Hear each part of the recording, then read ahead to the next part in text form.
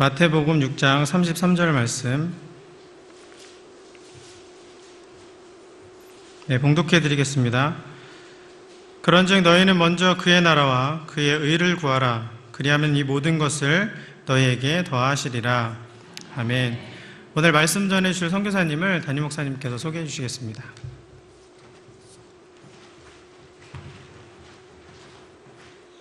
네, 오늘 말씀 증거하실 목사님, 선교사님이신데 잘 아시는 분이에요. 캄보디아에서 오랫동안 수고하시고 사역하셨던 홍철원 선교사님이십니다. 또 우리가 3년 동안 계속 배워와서 남 같지 않은 느낌이죠. 오늘 말씀 증거하시고요. 또 이후에는 하나님이 뜻하셔서 캄보디아 북쪽에 있는 라오스라는 나라가 있어요. 그쪽으로 이제 또 파송돼서 나가실 예정입니다. 그래서 하나님께서 많은 돕는 손길들을 붙여주셔서 새로운 사역지에서 선교사역 잘 감당할 수 있도록 기도해 주시길 부탁을 드립니다. 우리 선교사님 나오실 때 나오셔서 하나님의 나라를 바라라 라는 제목으로 말씀 증거하실 텐데 존경하고 환영하는 의미에서 박수로 모시겠습니다.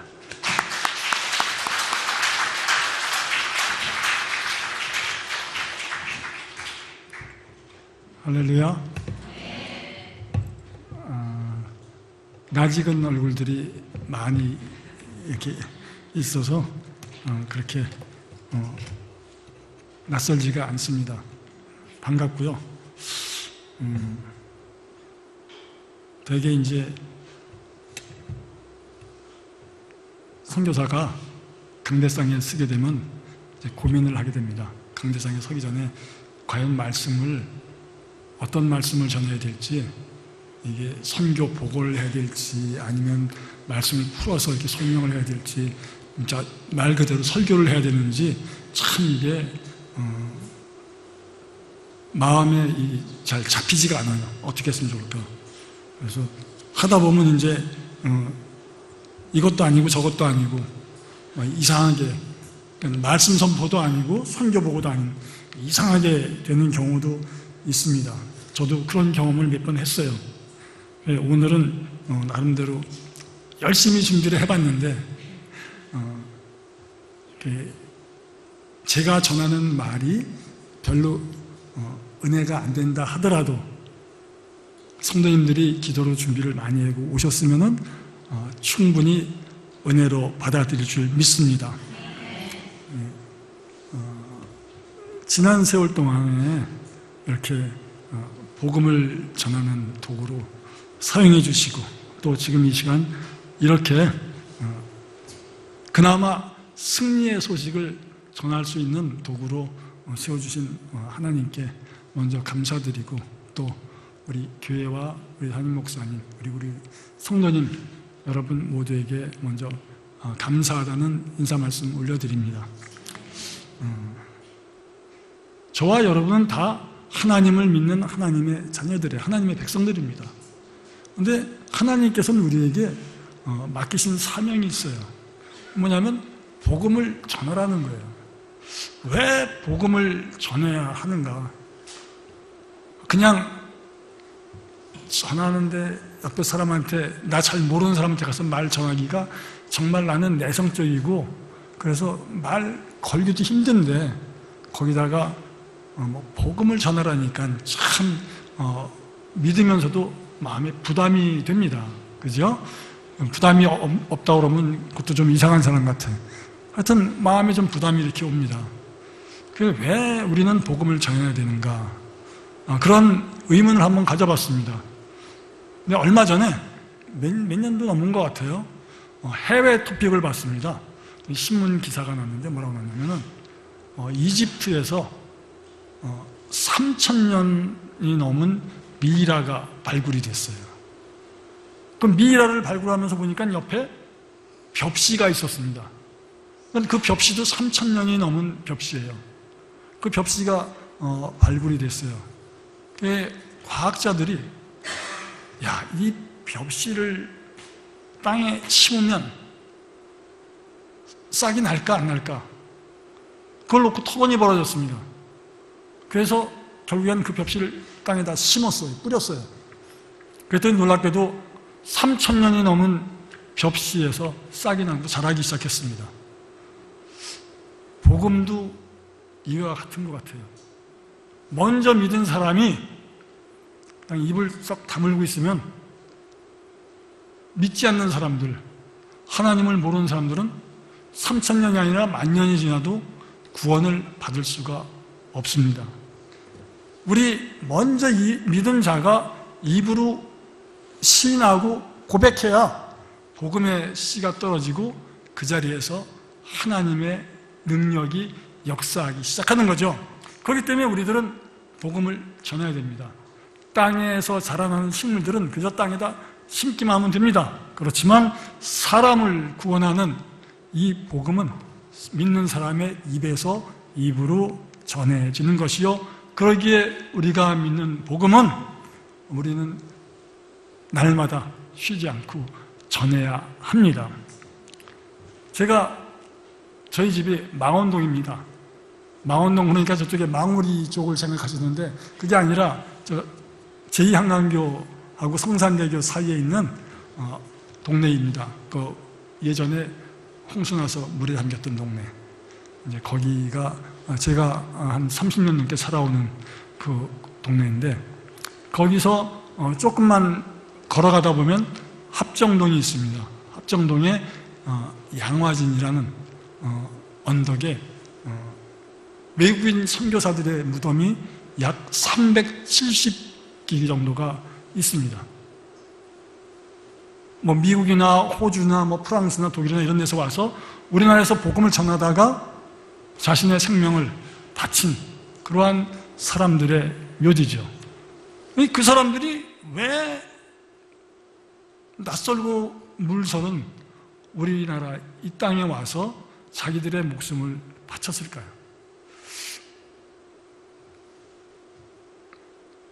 자신들하고 도대체 우리나라 이 조선의 민족들이 무슨 상관이 있다고 이 땅에 와서 묻혔을까? 여러분들 스페인이란 나라 가보셨습니까? 스페인의 그 서쪽 끝에 가면 리스본이라는 곳이 있는데 그 해안에 이런 표지판이 있었습니다. 왜냐하면 라틴어로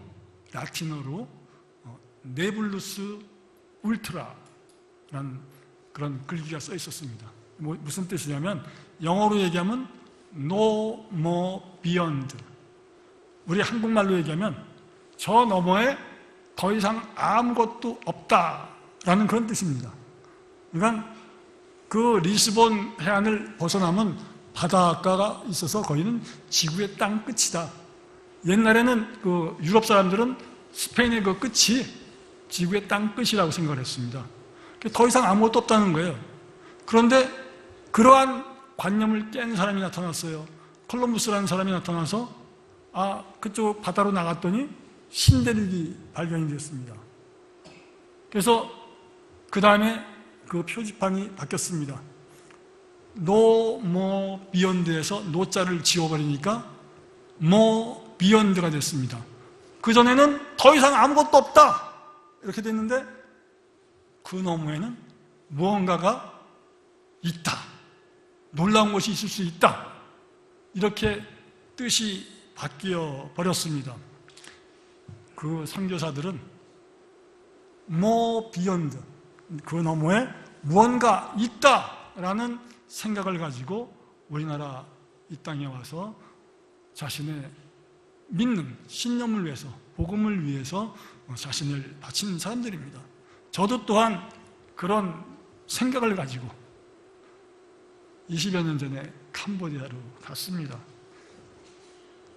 그런데 그분들도 오자마자 곤경을 당해서 뭐 죽은 사람들도 있고 그런데 저도 가자마자 곤경을 당했어요. 뭔가요? 97년도에 제가 갔는데 97년도에 우리나라 사람들이 잊을 수 없는 일이 일어났죠. 정말 황당하고 어이가 없는, 왜 우리가 그런 고통을 당해야 하는지 정말 원망스럽던 그 IMF, 세상에 가자마자 바로 다음 달에 선교비가 반토막 나더라고요. 근데 여러분들 외국에서 살아보신 분들은 아마 알 겁니다. 외국에서 사는데 돈이 없으면은 정말 아무것도 못해요. 제가 아는 선교사 중에 한 분은 돌아가야 되는데, 한국으로 돌아가야 되는데 비행기 값이 없어서 우리들이 모금해서 보내주고 그랬던 경험도 있습니다. 그러한 일들을 이제 겪기 시작합니다. 이때 우리가 어떻게 해야 되는가? 내가 어떻게 해야 되는가? 어떻게 해야지 이 땅에서 정말 선교사로서 살아갈 수 있는가? 방법은 하나밖에 없었습니다. 하나님 앞에 나오는 방법밖에 없었어요. 그래서 기도로 하나님 앞에 나와서 사역의 문을 열기 시작했고, 또 기도로 어려웠던 모든 환경들과 싸워 이기면서 이제 사역을 시작하게 되었습니다. 돌이켜보면은 두려움 반, 호기심 반으로 이렇게 발을 내디고 또 기도 응답과 능력을 체험했던 그런 캄보디아 선교 사역이었습니다. 20년이 이제 흘렀어요. 그냥 생각하면 아주 젊었을 때 같는데 이제 벌써 20년이 그냥 홀딱 지나가 버렸어요. 그동안에 하나님의 도우심 또 은혜 덕분에 정말 분에 넘치게 이런저런 사역들을 감당해 왔습니다. 하나님께서 허락하셨던 그런 사역들 몇 가지 좀 소개를 드리면은, 제일 먼저 제가 자랑스러워하는 게 신학교 사역입니다. 남자 셋, 여자 셋, 6명으로 2000년 9월 달에 시작한 성경학교, 완전히 합숙 훈련입니다. 아침부터 저녁까지, 새벽 기도부터 시작해서 한밤중에 마무리 기도까지 이렇게 정말 스파르타식으로 같이 지내는 그렇게 시작했던 성경학교가 이제 2004년 9월 달에 캄보디아 선결신학교로 이제 인가를 받고, 또 지금까지 목회자를 양성하면서 우리 캄보디아의 선결교 뿌리를, 기초를 이렇게 뿌리내리는데 정말 앞장서고 있는 그런 사역을 감당하고 있습니다. 신학교 사역, 그리고 또 교회를 개척하게 됐어요. 왜냐하면 신학교를 하다 보니까 거기에서 배출된 학생들이 있습니다. 이 사람들이 나가서 교회를 개척하다 보니까 19개의 교회를 개척하게 됐는데, 처음으로 1999년도 6월 달에 우동이라는 곳에 교회를 개척했고, 또 마지막이 지난해 2016년 6월 달에 스라의 트라웃 교회라는 교회를 개척을 했습니다. 그리고 이제 성경 교재를 이제 이렇게 신학교 강의를 해야 되니까 한 40여 권 번역을 했고, 또 찬양집도 우리가 번역을 했고, 또 뭐 여러 가지 문서들을 번역을 하면서 또 이제 신학교 사역이 아주 막 잘 되어 갔습니다. 그런데 하나님의 일이 흥황하기 시작하면 사단의 이 권세도 같이 덩달아 날뛰기 마련입니다. 사단의 공격은 전방 후방 어디 앞뒤 좌우 가리지 않고 시작이 됩니다. 너무 이게 심하게 되니까 하나님께서 이제 피할 길을 주십니다. 견디다 못해서 정말 쓰러질 지경이 되니까 하나님이 이제 피할 길을 주시는데, 2008년도 7월 달에 한인교회를 개척하게 하십니다.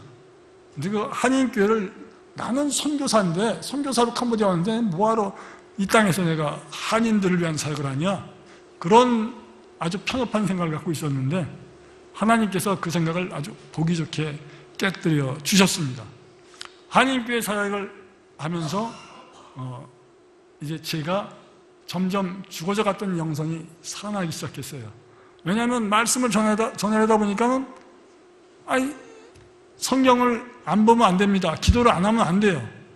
그러다 보니까 뭐 자꾸 이제 영성이 다시 잃었던 영성이 회복이 되기 시작했고, 그러면서 또 한인교회가 건강하게 성장하면서 여러분들 제가 이제 20년이 됐다 그러니까, 선교사 20년 됐다 그러니까 우리 선교사님은 이제 후원도 많이 받을 거야. 아는 목사님들도 많고 아는 교회도 많으니까 저도 그렇게 생각을 했는데요. 이게 오래되다 보니까는 이제 난 10년, 우리 교회는 10년 했으니까 이제 그만해야지. 또 저 선교사님은 오래됐으니까 뭐 후원하는 교회가 많을 거야 하고 이렇게 뺍니다.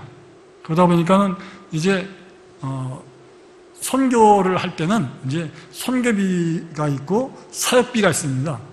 선교비는 이제 제가 그 사역지에서 살아갈 수 있는 그러한 원동력이 되는 그 선교비고요.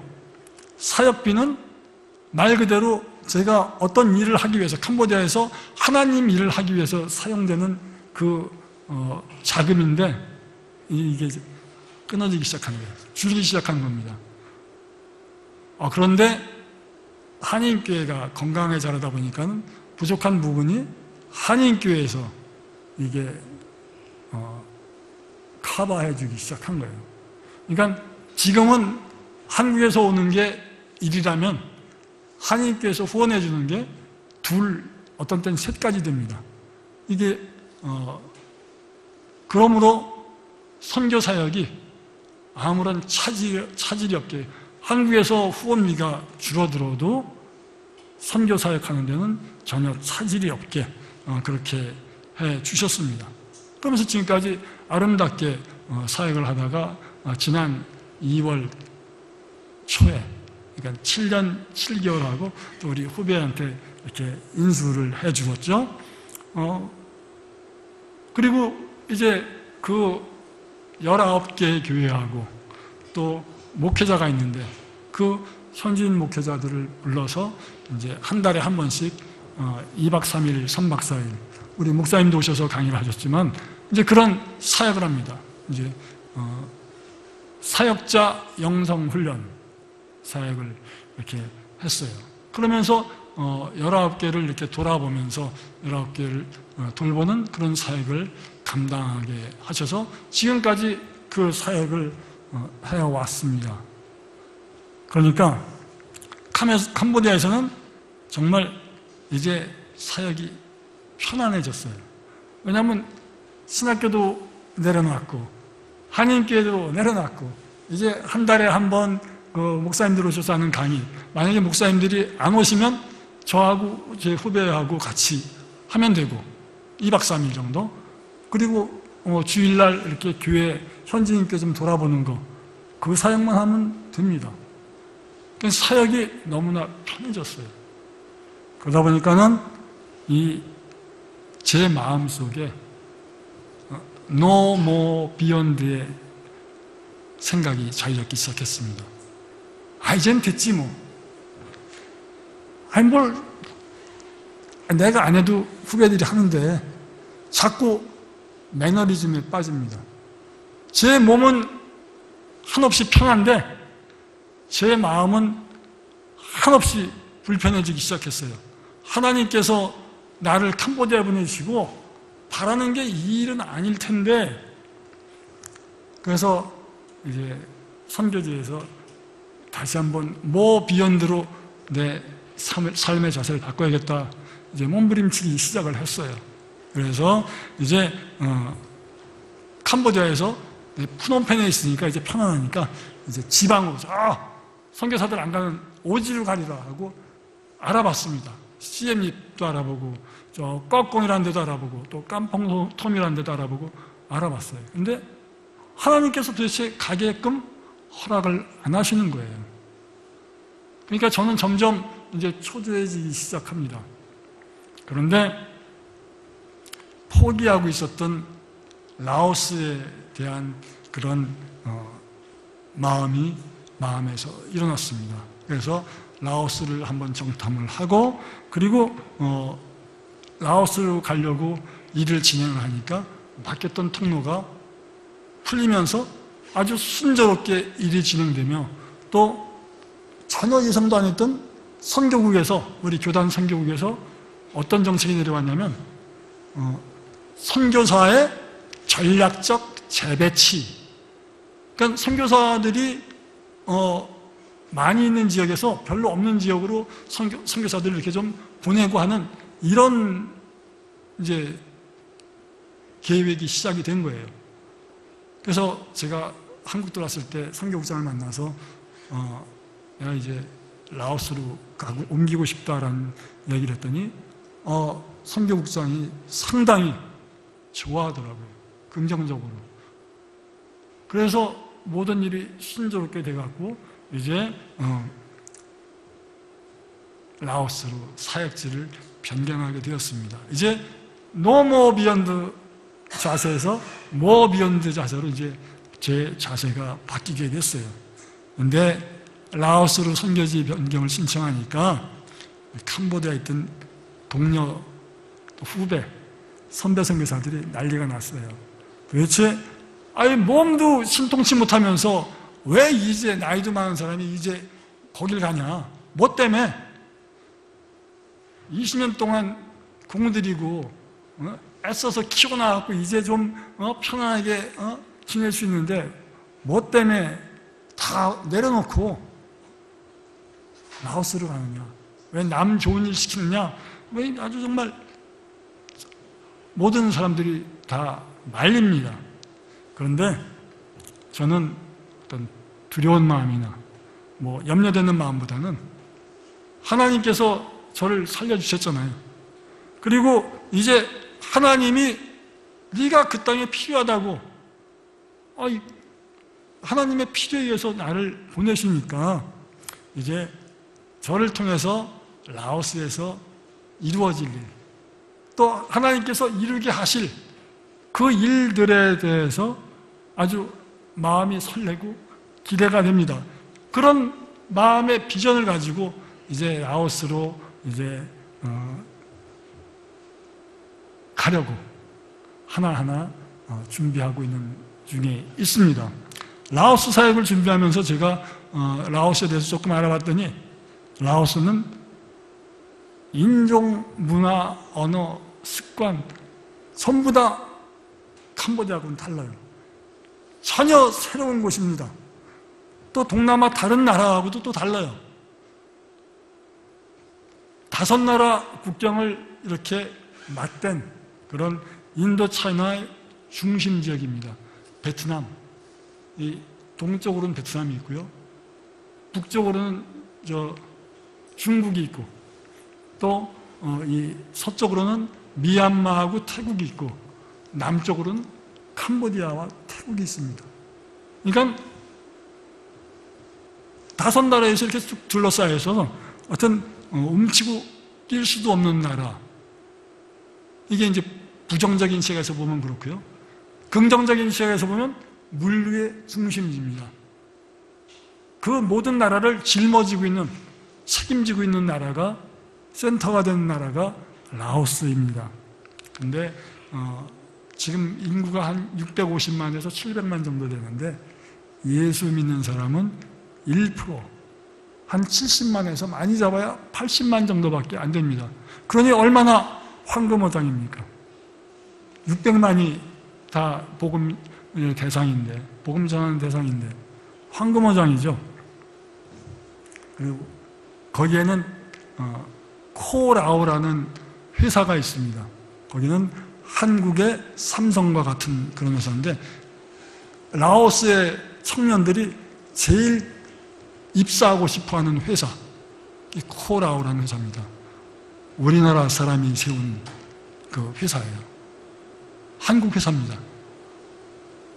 또 그런 나라입니다. 또 이 우리나라 땅에 약 남북한 합친 것보다 1.1배 큰 나라. 또 교육 수준이 좀 많이 떨어집니다. 대학교 졸업하는 그 확률이 한 17%, 18%밖에 안 됩니다. 그런 이 교육 수준이 그래도 캄보디아보다는 좀 나아요. 캄보디아보다는 낫지만 그래도 교육 수준이 많이 떨어진 나라. 그래서 이 나라에 대해서 제 개인적인 생각으로, 마음으로는 이제 학교 사역하고 또 이제 사역자를 양육하는 사역, 이 두 가지 큰 주제를 가지고 이제 기도하면서 이제 캄보디아를 떠나서 이제 라오스로 가려고 합니다. 근데 처음부터 다시 시작해야 되는데 어떻게 시작하냐 이거죠. 뭐를 어떻게 시작하냐, 누구를 만나서. 주변에서 제가 라오스로 간다니까 뭐 옛날에 캄보디아에서 한인교회 했을 때 만나던 집사님들 뭐 이런 여러 사람들하고 이제 조금씩 연결이 돼요. 그러면서 뭐 이렇게 하자 저렇게 하자 뭐 이런 얘기들이 나오는데 그 어떤 것보다 결국은 가장 중요한 거는 기도입니다. 기도만이 살 길이고 기도로 나아가야 됩니다. 그러면서 이제 하나님께서 이제 한국에 와 있는 동안에 어떻게 기도를 해야 되나 하는 그동안 제가 기도했던 것에 대해서 고민하면서 정리하게 해주셨어요. 그러면서 앞으로 제가 기도해야 할 기도 방향도 알려주신 것 같아요. 그래서 오늘 그거를 여러분과 나누려고 합니다. 그동안 제가 기도해왔던 여러 방법이 있었는데 성도님도 아마 저랑 아마 대동소이할 거예요. 제가 많이 했던 기도는 사사기 6장에 나오는 기드온의 기도였습니다. 캄보디아를 선교지로 결정할 때 하나님의 뜻, 부르심을 확증했던 그 기도, 뭐냐면 기드온이 이제 미디안과 아말렉 동방 사람으로부터 이스라엘을 구원하려거든, 하나님 여기 양털뭉치가 있는데 밤새 비가 내려서 양털뭉치만 젖고 그 주변의 땅은 젖지 않게 해주세요. 다음날 아침에 일어나보니까 양털뭉치만 젖었어요. 그냥 그 다음날은 그러면 양털뭉치만 젖지 않게 하고 아니 반대로 얘기했나? 어쨌든 간에 이거 반대로 이렇게 해달라고 또 기도를 하니까 기도한 대로 된 거잖아요. 그래서 저도 그런 기도를 했습니다. 근데 이 기도는 또 저희 아내가 어떻게 기도를 했냐면, 저희 아내가 그때 이제 직장을 다녔었는데 이제 제가 학교를 다니니까 신대원을 다니니까 뭐 학비를 벌어야 되니까 어떡합니까? 저는 할 수가 없고 이제 아내가 직장을 다녔는데 그때 퇴근하면서 소매치기를 당했어요. 그래갖고서 현대백하고 그 안에 있는 돈을 다 잃어버렸습니다. 그랬더니 우리 아내가 하나님 그렇지 않아도 요새 힘들어 죽겠는데 소매치기까지 당하게 하시고 하여튼 다 좋습니다. 그런데 만약에 하나님의 뜻이 우리가 캄보디아에 가는 게 하나님 뜻이라면 그러면은 내일 아침에 어떤 사람이든 내 가방을 주셔서, 소매치기당한 가방을 주셔서 거기 지갑을 열고 그 안에 그 크로마프 수강증이 있는데 그 수강증에 있는 전화번호를 보고 전화를 하게 해달라고. 그러면 이게 하나님의 뜻인 줄 믿겠습니다. 그랬어요. 그런데 그 다음날 아침에 출근했는데 전화가 따르릉 왔대요. 전화를 받으니까 어떤 여자 목소리인데 제가 가방을 핸드백을 주셨는데 그 안에 지갑이 있는데 지갑 안에 크로마프 수강증이 있어서 그거 보고 지금 전화드립니다. 우리 집사람이 그대로 무릎을 꿇고서 항복을 했대요. 근데 이렇게 한 게 저희 집사람이 5번을 그렇게 했습니다.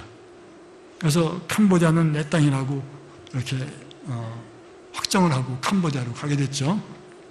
그 다음에 열왕기상에 보면 3장에 보면 솔로몬 왕의 기도가 있습니다.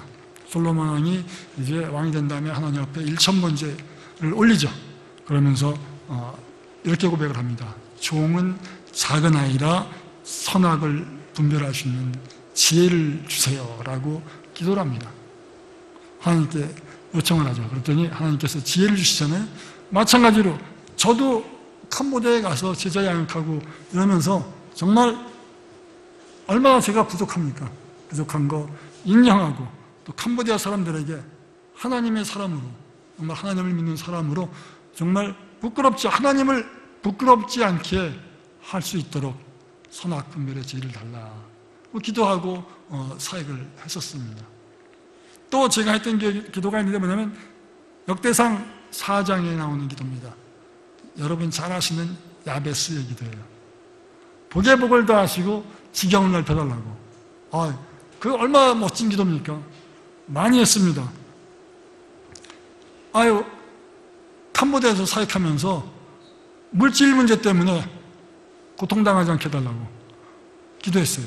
그 다음에 한국 땅에 연로하신 부모님 이렇게 놓고 가는데 그 부모님 때문에 문제 생기지 않게 해달라고 기도했고요. 하여튼 아주 편안하게 사역할 수 있도록 해달라고 기도를 했습니다. 그대로 됐어요. 또 시편 59편하고 109편 보면은 다윗 왕이 한 기도가 나옵니다. 이게 기도인지 아니면 저주인지는 모르겠지만은 어쨌든 간에 다윗 왕을 대적하는 자를 향한 기도인데 뭐냐면은 저주하는 기도입니다. 완전히 망하게 해달라는 기도입니다. 저도 사역을 열심히 해서 막 승리라고 그러죠. 하여튼 잘 돼가고 정말 남들이 부러워할 정도로 돼가니까 이제 주변에서 이렇게 뭐라고나 하여튼 그런 저희가 들어오죠. 음해가 들어오고 이제 자꾸만 그럽니다. 정말 나를 대적해서 무고하고 힘들게 하는 사람들이 생기기 시작합니다. 처음에는 저 사람도 사랑할 수 있게 해주세요 라고 기도를 했어요. 그런 능력을 달라고 기도를 했습니다. 근데 그게 안 됩니다. 그러다 보니까 그러면 내 마음의 평안만 좀 유지하게 해달라고, 흔들리지 않게 해달라고 기도를 했어요. 그것도 안 돼요. 결국에는 하나님 앞에 나아가서 강대상에 올라가서 그 시편 59편하고 109편 펴놓고서 그대로 기도합니다. 사람 이름 집어넣어서 이놈 이렇게 되게 하고 이놈 저렇게 되게 하고 그러면서 마음의 위안을 얻으면서 뭐라고 그러냐면 나는 사람한테 저주한 게 아니고 하나님 앞에 나가서 저주를 했으니까 다윗 왕도 그랬는데 그랬던 기억이 납니다. 그리고 이제 열왕기하 19장에 나오는 히스기야의 기도가 있습니다. 나를 못 살게 구는 사람한테 대해서 이런저런 인간적인 방법을 다 씁니다. 안 되니까 최후의 방법으로 하나님 앞에 부르짖는 거예요. 신앙인의 불신앙 대표적인 기도죠. 믿는 사람이 하나님을 믿지 못했던 그런 대표적인 기도입니다. 아스루 왕 사네립에게 이제 히스기야 왕이 이제 막 쳐들어와서 다 전멸시키겠다 그러니까 대항할 능력이 없으니까 이제 제발 우리 화평합시다고 강화를 요청합니다. 그러면서 뭐라고 그러냐면 내가 범죄하였나이다. 왕이 내게 지우시는 것을 내가 당하리이다. 이렇게 얘기를 해요. 저도 저를 힘들게 하는 사람을 몇 번이나 만나서 회유도 해보고 협박도 해보고 타이르기도 해보고 또 함께 기도도 해봤어요.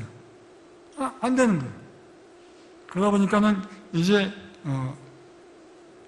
우리 히스기야 왕이 뇌물을 제공합니다. 여호와의 성전과 왕궁 곳간에 있는 은을 다 내줍니다. 그리고 그것도 모자라서 이제 성전 문에 붙어있는 금을 다 벗겨내요. 그리고 성전 기둥에 있는 금도 다 벗겨내서 사네립 왕에게 줍니다. 그런데도 사네립 왕이 꼼짝도 안 해요.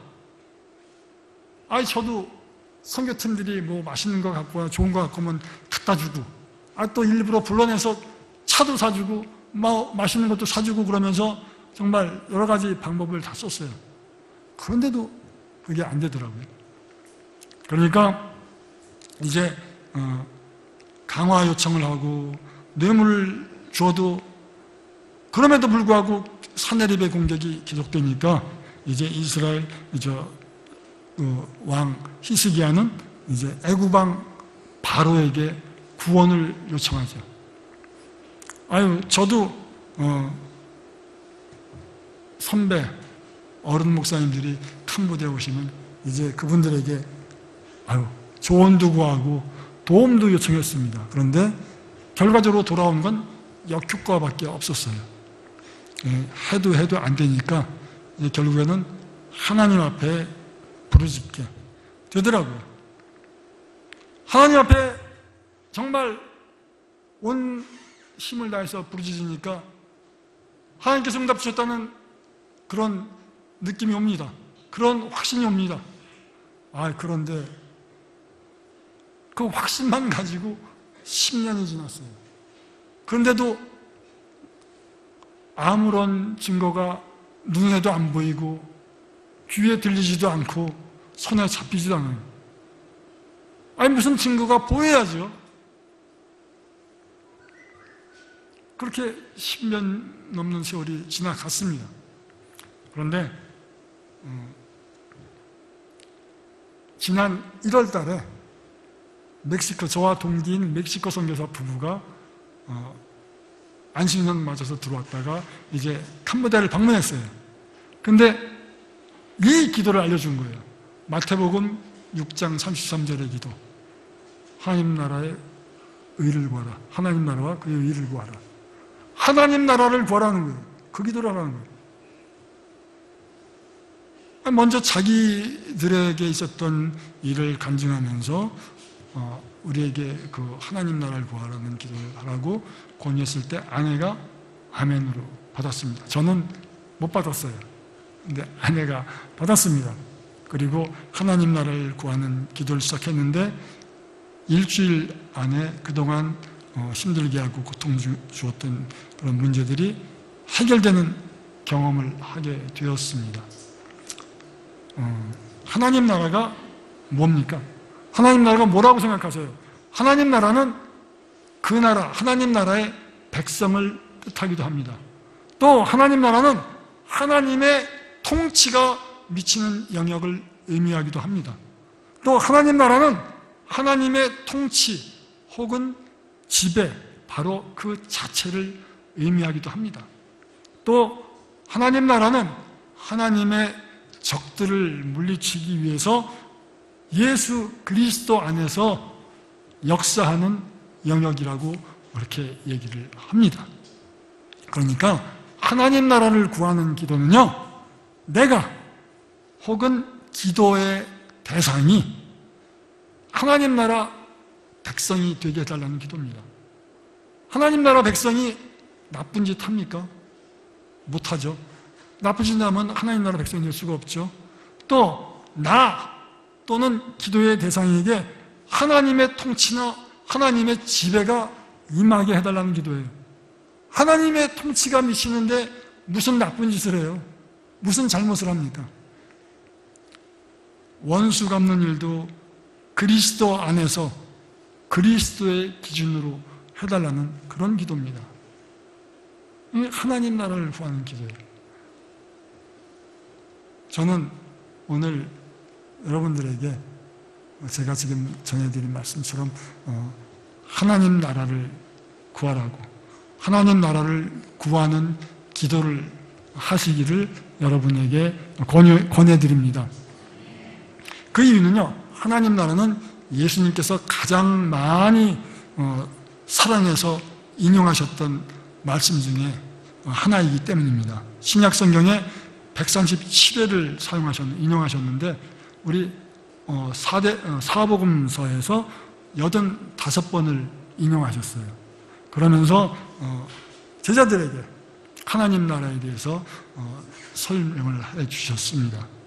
그리고 또 하나님 나라를 잃고 살아가는 많은 현대인들이 있지 않습니까? 믿는 사람들, 예수 안에 산다고 하는 그런 사람들이 꼭 회복되어져야 할 나라가 하나님 나라이기 때문에 그렇습니다. 또 원수 갚음의 기준이 그리스도 안에서이기 때문에 원수 갚음에 있어서도 하나님 뜻에 순종하며 결코 하나님을 실망시키지 않을 수 있기 때문에 하나님 나라를 구하는 기도는 하나님께서 가장 기뻐하는 그런 기도가 될 수 있다고 저는 생각합니다. 이제 라오스로 이제 사역지를 옮깁니다. 그러면서 그동안 제가 20년 동안 빠지지 않고 해왔던 기도 제목이 있습니다. 3개의 기도 제목이 있었는데 제가 지난번에 왔을 때 말씀을 드렸는지 모르겠어요. 그러니까 첫 번째는 한 영혼을 끝까지 사랑하는 선교사 부부가 되게 해주세요 하는 게 첫 번째였습니다. 두 번째는 하나님보다 앞서 행하지 않는 선교사 부부 되게 해주세요. 그게 두 번째였습니다. 세 번째는 저를 후원하는 후원자는 또 후원교회는 기도하는 교회, 기도하는 후원자가 되게 해주세요 라는 게 제가 20년 동안 갖고 있었던 기도 제목입니다. 이제 거기에 하나를 더 붙여서 하나를 더 더해서 이제 more beyond, 저 너머에 무언가 있다, 뭔가 나를 기다리고 있습니다. 그런 기대감을 가지고 라오스로 떠나려고 합니다. 라오스에서 어떤 일들이 저를 기다리고 있을지 알 수가 없어요. 그렇지만 두렵고 떨리는 마음보다는 저를 통해서 라오스에서 이루어질 일, 그리고 이루어 가실 하나님의 일들을 평안한 마음으로 바라고 기대하며 설레는 마음으로 비전을 가지고 이제 떠납니다. 성도님들도 이제 저는 그런데 성도님들 어떻습니까? 성도님들은 이제 여기 남아 계십니다. 근데 성도님들의 마음도 이게 저처럼 뭐 비욘드의 마음이 되었으면 좋겠습니다. 그러면서 뭐 비욘드의 자세로 하나님 나라를 구하며 세상을 이기며 살아가시기를 주님의 이름으로 축원드립니다. 이렇게 사는 데에는요, 배움에 짧고 기름이 필요 없습니다. 또 나이가 많고 적은 것도 필요 없어요. 돈이 있고 없고도 필요가 없습니다. 그게 전혀 문제가 안 됩니다. 내 마음의 중심이 어디 있느냐가 문제죠. 여러분, 여러분의 인생의 황금기는요, 아직 도래하지 않았습니다. 아직 오지 않았어요. 여러분의 인생의 황금기는요, 이제 저기에서 다가오고 있는 중입니다. 나이가 많은 거 상관없습니다. 돈 있고 없고가 문제가 아닙니다.